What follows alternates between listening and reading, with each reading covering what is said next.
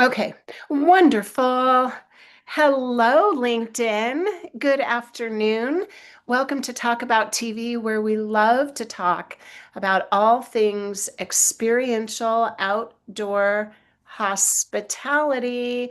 And today I am delighted, as I am every time that I have this lovely guest, to be here with Lorraine Woodard from Becoming Rentable. She's the founder and everything operator, promoter, everything of Becoming Rentable. And we come on pretty much every week now, every Wednesday. I don't want to confuse you all because today's Thursday, but we do come on normally every Wednesday at 10:30 a.m. Mountain Time, and we will be here next week at that time. I'm counting on it. Okay. Okay.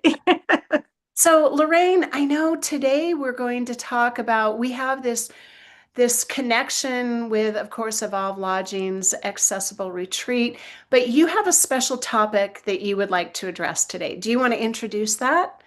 The Well, it is special, but Yeah, it stemmed from an opportunity from you and Randy of talking with a great writer.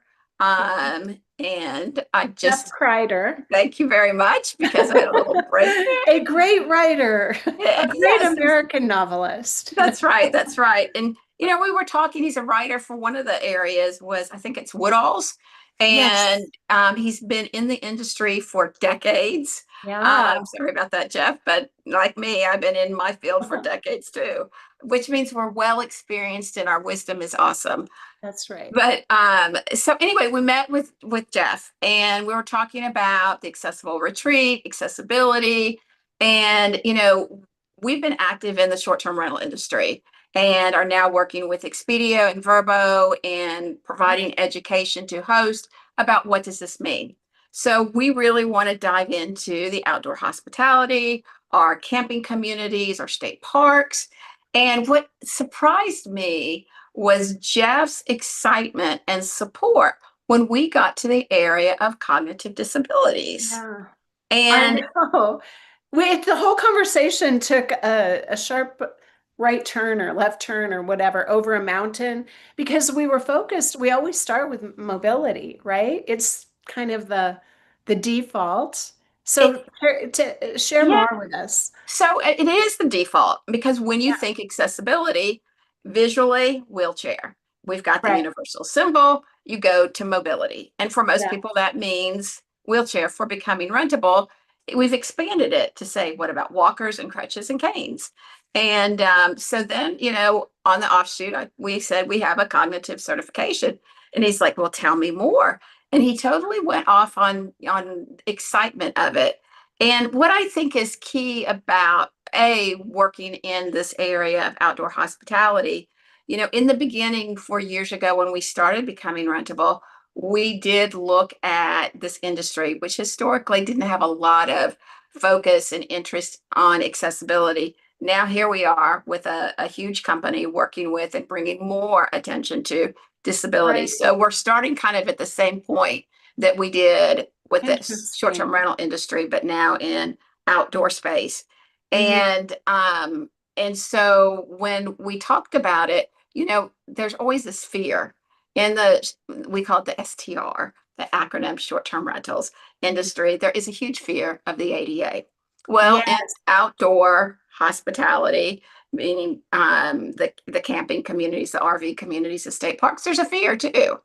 And it's like, well, we're afraid getting sued. We're afraid of sharing information that may not be accurate.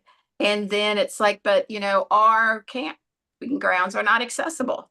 And what was interesting to me is as we had that meeting, when I first started becoming rentable and I was meeting with folks, I met with an investment team out of, believe it or not, Arkansas. It was a group of Oh, investors interesting. Yeah. and well, I didn't even put all this together until now. It's But it all of this is coming together for me. So and go on. so this You're investment weaving company everything in. is an outdoor community. It was in the Yep. mountains area of central Arkansas. And they said, would you look at our lodging unit? Would you look at our rental properties? And I'm like, sure. So I did. I was prepared for the meeting. And they said, so what do you think? Are they accessible? And I said, for what? And they said, well, wheelchairs. And I said, no, every property has, a flight of steps. And they were like, okay, thank you, goodbye. And it's like, wait a minute, why thank you, goodbye? I said, there's solutions we can do, outdoor elevators, we can do a chairlift. I said, but you know what? There are more people than people with that use wheelchairs and walkers, crutches, and canes who would love to stay at these accessible, these properties that you have that can walk up steps just fine. There are people with cognitive disabilities, vision and hearing. That's not a problem. So you have this audience, and they were like, we never thought about it. Well, over the years, they now have a cognitive certified property on our map, Oh, and it is interesting. full.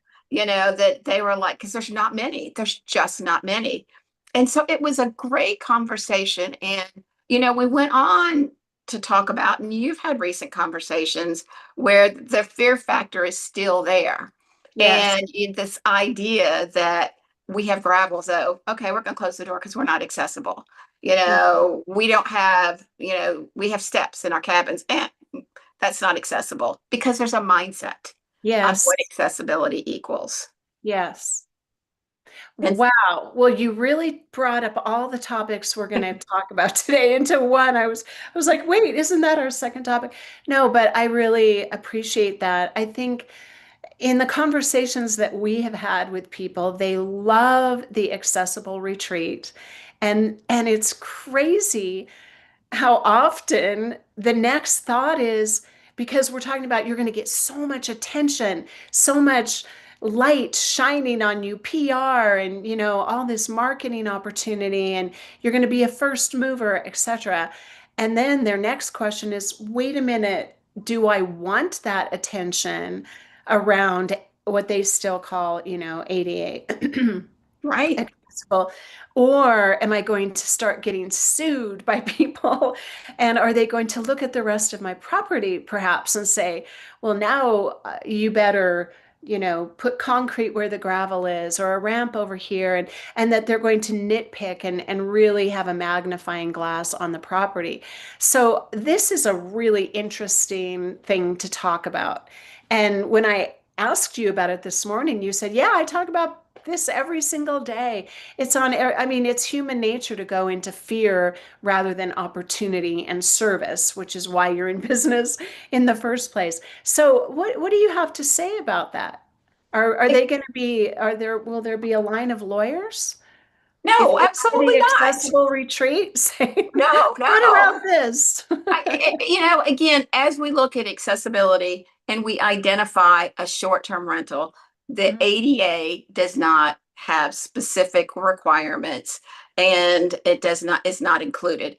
We have a document on our website. It's free, it's downloadable. Go to becomingrentable.com, and we have a 6 or 8 page piece on ADA. It was 2 years in the making with the National ADA Center. So Mhm. it's a really great document, thorough. So A, no, you're not.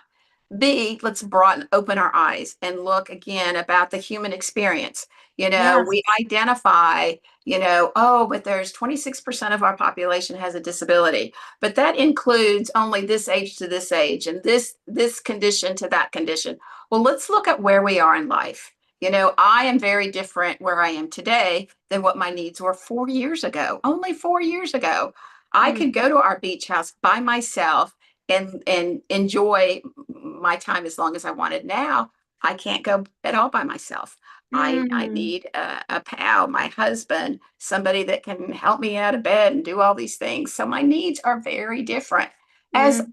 and I'm not alone. A Right. lot of us, and by the grace of God and aging, you may have some hearing needs and vision needs and mobility needs. And so I really encourage us as we're looking at accessibility is really identifying this broadness of what does it mean for me today. And we still look at areas of focus. We look at the eyes, we look at the ears, we look at mobility, and we look at our brain, our cognitive needs. And Yeah. so that's number one. And it's understanding what does that mean. And that's the greatest challenge is this educational piece is, what does it mean to have a cognitive accessible property? And Mhm. and it's a question because all of the elements that make this up aren't always visual. So like in mobility for wheelchair, you could look at the width of a door. You could look at the sink in the bathroom. Can you wheel under it? Where is the mirror placed? What is the threshold to go onto an outdoor space? So there's visual elements. In cognitive, there's a few, but there's not always a lot. What I love about the cognitive is that in the area, you're meeting a need nobody else meets. Nobody. In the outdoor, well, in the short-term rental environment, zero. Not anybody is Wow. addressing cognitive. Hello. We have 300 plus thousand or million people in the United States. And of that, again, through aging and experience and life activities, the numbers change and they're growing. So why aren't we looking at it? And then there aren't those physical barriers. The idea of gravel, it really affects me. I'll get stuck. Just like carpets, I say that I'm a rug eating machine because if I'm near a carpet, doesn't matter the size, it loves to eat it, And so if I'm on gravel, I will get stuck, no Yeah. doubt about it. But you know what? If you're somebody that doesn't have mobility needs, gravel's not an issue for you, and so those don't play into that space of accessibility. And so it's sharing what it means and showing how affordable it is. Again, when we look at accessibility for mobility, they go to the elevator. Oh, it's too expensive. We're going to do an elevator. That's 25,000 right there. That Right. all of a sudden it's like, it's going to be too expensive. But if you were to go into an area of cognitive need, and from soup to nuts, don't have anything, you're looking at no more than a $500 investment. It's crazy. Okay, so what Yes, does that? people don't know, understand I that. don't know. Yeah, they And just I didn't don't. know. I mean, it Yeah. was not Why mobility is would my you? life. I had Yeah. it. I learned. So, we look at these sensory areas. And Mhm. so, having a glider, a rocker, a swing, that is something that a lot of us enjoy. I mean, think about the people who go to Crackle Barrel and what do? They sit in the rockers because it's Oh, comforting, yeah. because they have all or you go to Charleston. And all of the rockers that are there. I mean, any kind of outdoor space, rockers are lovely, but they're an important part of calming somebody with anxiety, calming Mm. somebody with autism, noise machines. I know so many people who travel. My son has, well, I can say he doesn't have any cognitive needs. I know I do, but he uses a sound machine. It helps him sleep. And Yeah. that's an element, again, of comfort for a lot of people. Um, this was a surprise for me. There is great value in having a bathtub in your short-term rental.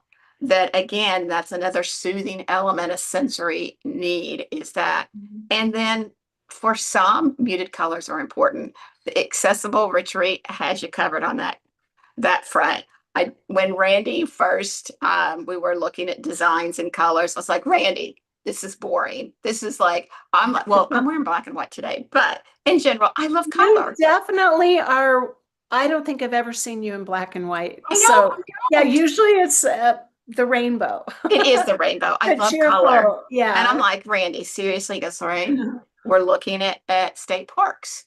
We're Yeah. looking at this natural environment. This is going to be more positively receptive. And it's like, yeah, whatever. But it is an important color palette, I think, for a lot of people. So we look at that. And Michelle, I can continue to rattle down, but I'll take a breath, drink a water, and let you speak. Okay. Everything you shared is so important. The thing that really stood out for me, I think that I relate to the most and that I appreciate the most is the human element. You said the human condition, right? Everyone is having this human experience, and um, that's what hospitality is about. It's about anticipating everyone, every human being's needs and welcoming everyone to the table, right? That is what hospitality is all about. And this morning we were talking earlier, and you said something about just do simple things like add some benches on your nature trails, or, these are simple, just kind of intuitive responses to what might a human being need as they walk through their journey with us. Or if they're in a wheelchair, what would they need? And you just have to put yourself in those shoes. One of the things I appreciate so much that you bring to the table are inexpensive, very rational, like, why didn't I think of that kind of solutions to things. I know on our call with Jeff Kreider, he had mentioned, what is it, the pool lift that Mhm. everyone was required to get, and then nobody used it. And so everyone was up in arms about that. So we had a little conversation about that. But people just, we think within the box we're familiar with. And so that is truly why we're coming on every week, to just share a little bit more with you so you realize the opportunities that are there for you to be more hospitable, more of service. How do we communicate like what we're doing? Do you want to speak to that for a moment? Because almost every time we talk, you're like, they just have to say. It is true, and there is not a day that I don't give a Michelle Oliver. You don't know what you don't know, and Yeah. that's it. We don't know, and No. so it's so important to say what you have, and that's one of the reasons that we talk about these different elements. Like, do you have blackout curtains? Well, that's Oh, important for yeah. a lot of people, and it isn't an inexpensive item. But if you don't put that in your description, nobody's going to know that you have that. Do you have a dimmer switch? That's something else. A night light, again, that's really helpful for not only children, but for our seniors going to the bathroom in the middle of the night, inexpensive. And if you don't include it, your property may not be considered as an option for them to stay at. And it's up to you. I giggle and grin so many times when I go to a listing and they have 53 pictures, right? They have 6 of the property and the birds and the waterfall and the nature trails and the dishes. We love our dishes. And I'm like, that is really, really nice. Bottom line is, I want to know, what do you have that's in it for me? This is what I need, Exactly. and so that's what Yep. we say. We say all the time, put it in your writing and your description and highlight it if you can in your photo gallery. That is really, really super important. And again, if you don't put it in there, they're not going to know, and you'll get overlooked. Or I see this a lot. They say that we have a wheelchair accessible or an accessible property, and Hmm. then they don't show any accessible features. Well, what does that mean? That's nice that you Yeah. picked that button and you made that included in that title, but I'm booking something for my Aunt Nellie, who is getting up in age, and she is reluctant about using a walker, but could really use a walker. So we want to find a place that has these things. Well, we have 3 steps to go down into the living room where we're going to play playing poker every night. Well, Aunt Nellie can't go down those and up Yeah. those three steps. And so by having that information, you're going to have a Mhm. better guest experience. And we know via a hotel, be it a short-term rental, a cabin, if you have a good experience, you gain loyalty. And the Absolutely. chances Yeah. are that that Mhm. guest will return. Yeah. And that's one of the greatest things that we can offer, is by saying this information, and then from a business perspective, because it is business, we Right. look at brand loyalty. Yeah. And it's like, you know what? You said what you have. I got there. We had the best vacation of all time, and we're coming back. I like the way you said, like, show me what's in it for me, so that Hmm. I can imagine myself being there and Hmm. then deliver on what it's just a typical brand, right? Tell me who you are and what you've got, and then do it.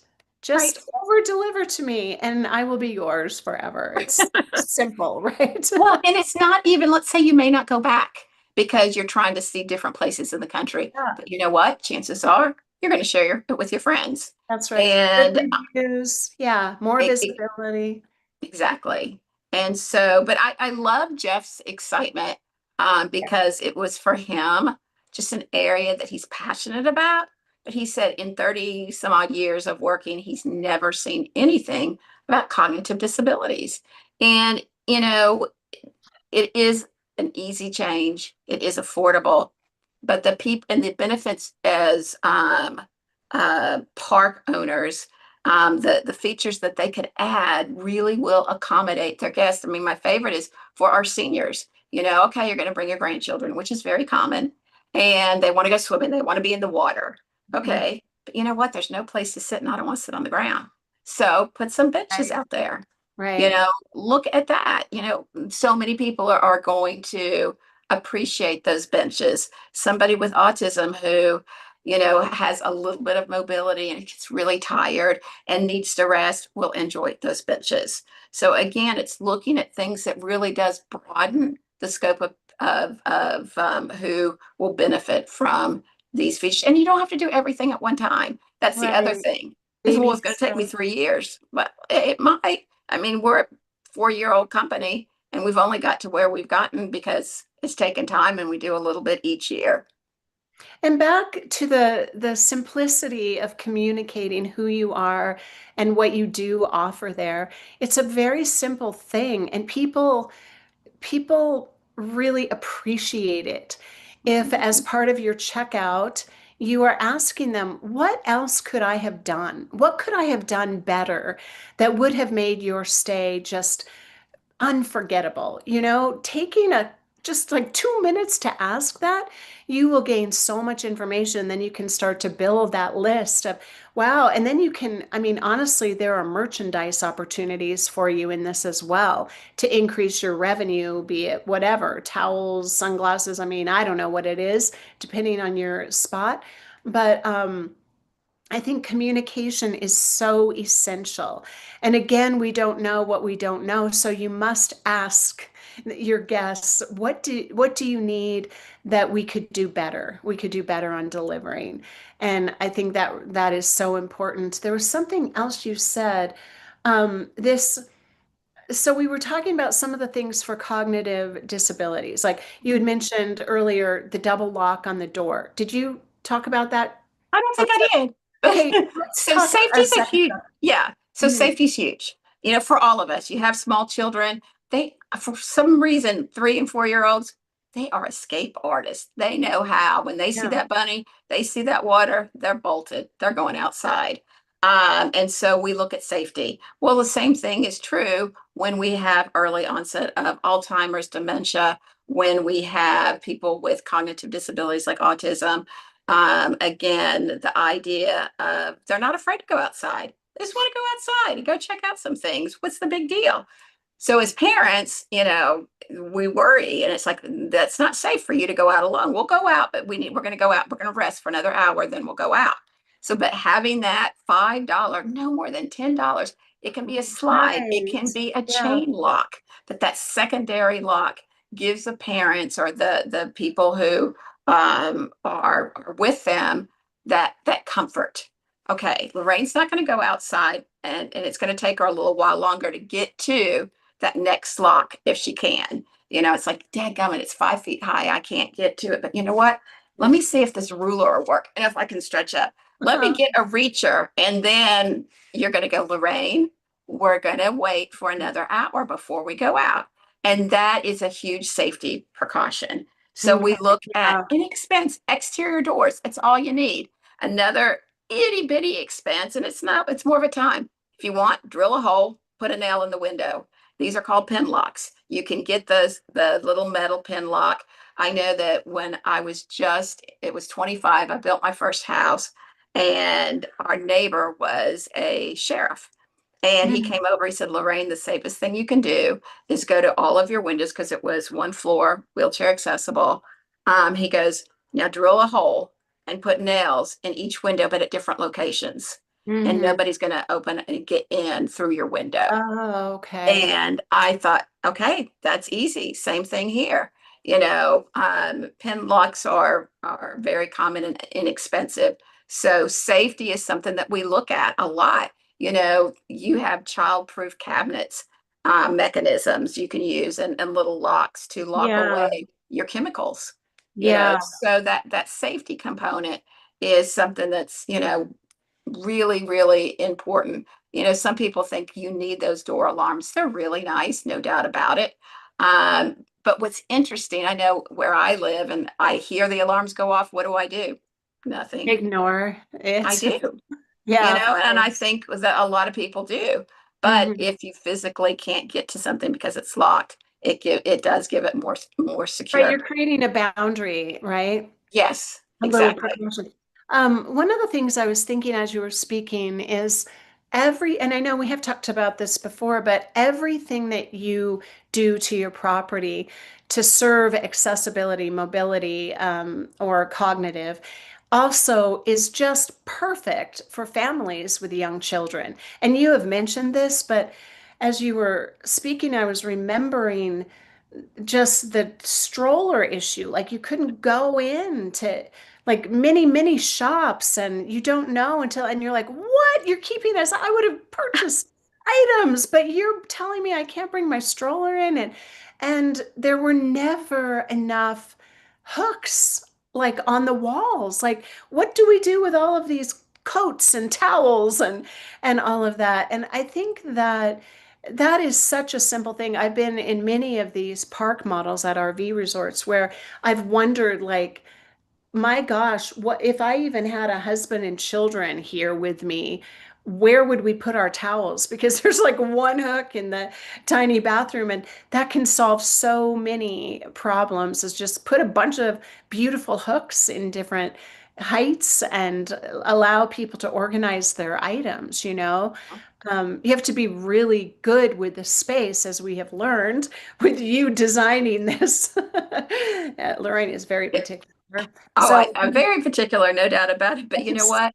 One of my beginning things of the day and my end at night is go to Pinterest. I have Okay. like 300 boards. And so Oh I'm my always gosh. looking. I know it's ridiculous, but it's a happy place for me. But Yeah, it's a place where I want to find out what are the products.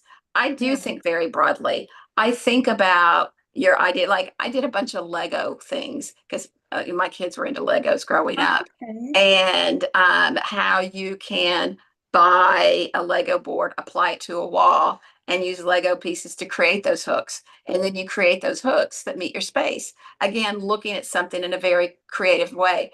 And yes, and gosh, wait, I think I shared with you when we first met a year ago or 2 years ago, is I wanted to do Lego ramps.